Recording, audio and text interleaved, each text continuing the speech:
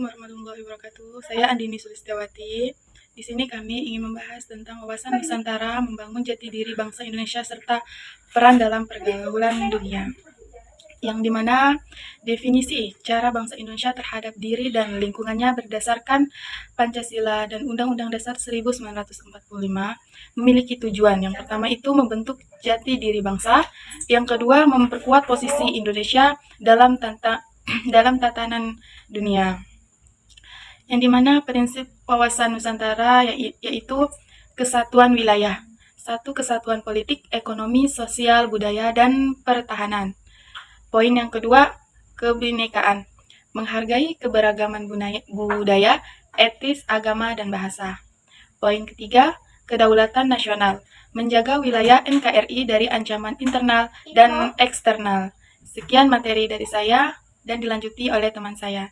Sekian, terima kasih. Assalamualaikum warahmatullahi wabarakatuh. Baiklah, selanjutnya saya akan membahas tentang materi wawasan dan keberlanjutan. Yang dimana materi di sini terdapat 3 poin penting. Yang pertama yaitu pemersatu dalam kebinekaan, yaitu identitas bahasa yang harmonis. Yang kedua yaitu nilai kebangsaan. Yang pertama yaitu gotong royong. Yang kedua solidaritas nasional. Selanjutnya tentang kesadaran geopolitik, yaitu memahami pentingnya posisi strategis di Indonesia. Baiklah, selanjutnya saya akan membahas tentang pembangunan bangsa yang berkelanjutan. Di sini juga terdapat 3 poin penting.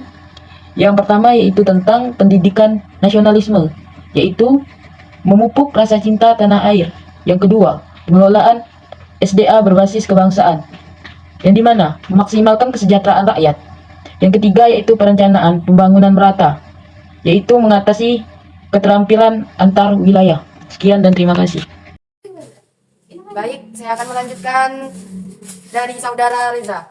Indonesia memiliki peran penting dalam pergaulan dunia yang mencakup berbagai aspek politik, ekonomi, sosial, dan budaya. Berikut adalah beberapa peran utama Indonesia. Yang pertama, politik dan diplomasi.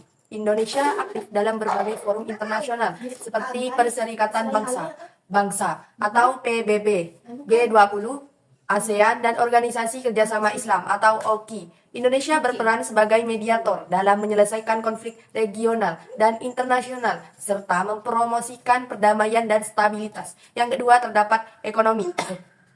Sebagai salah satu negara dengan ekonomi terbesar Asia Tenggara, Indonesia memiliki pengaruh signifikan dalam perdagangan internasional. Indonesia adalah anggota G20 dan terlibat aktif dalam perjanjian perdagangan bebas dan kerjasama ekonomi dengan negara-negara lain. Yang ketiga, sosial dan kemanusiaan. Indonesia berkontribusi dalam berbagai misi kemanusiaan dan bantuan berencana di berbagai negara. Indonesia juga terlibat dalam program-program pembangunan berkelanjutan dan pengentasan kemiskinan melalui kerjasama internasional. Yang keempat, terdapat Indonesia mempromosikan kekayaan budaya dan warisan melalui diplomasi budaya seperti pertunjukan seni, festival budaya, dan pendidikan.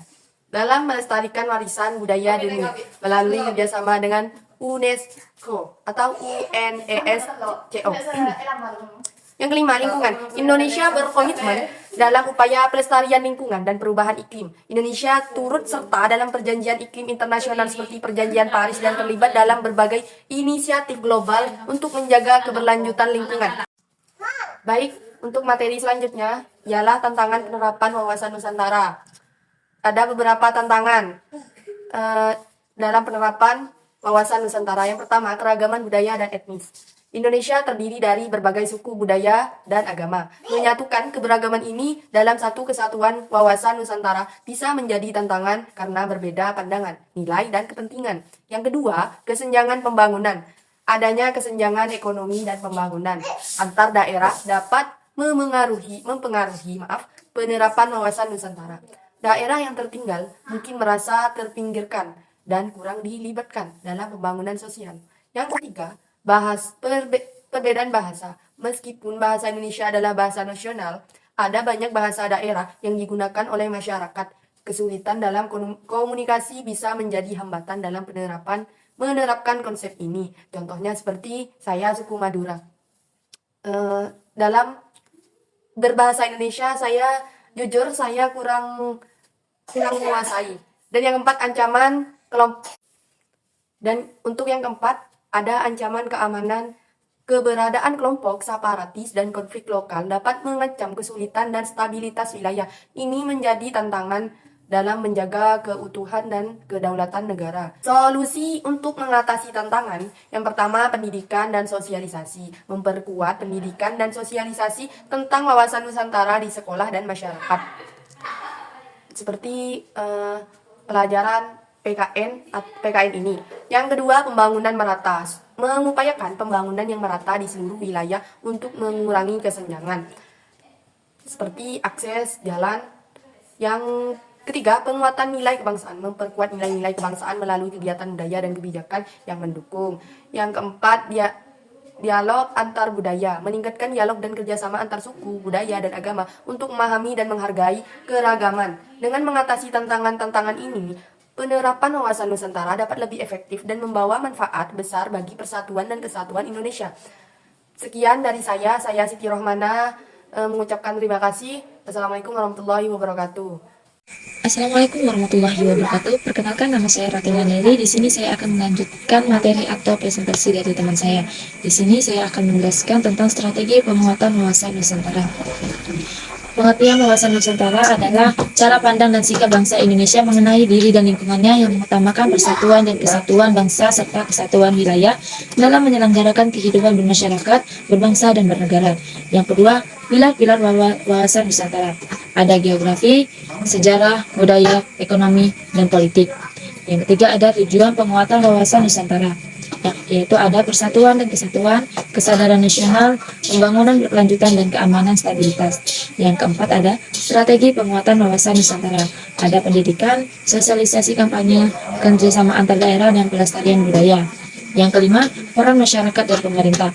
Masyarakat berperan aktif dalam menjaga kesatuan dan kesatuan serta menghargai Bhinneka Tunggal Ika.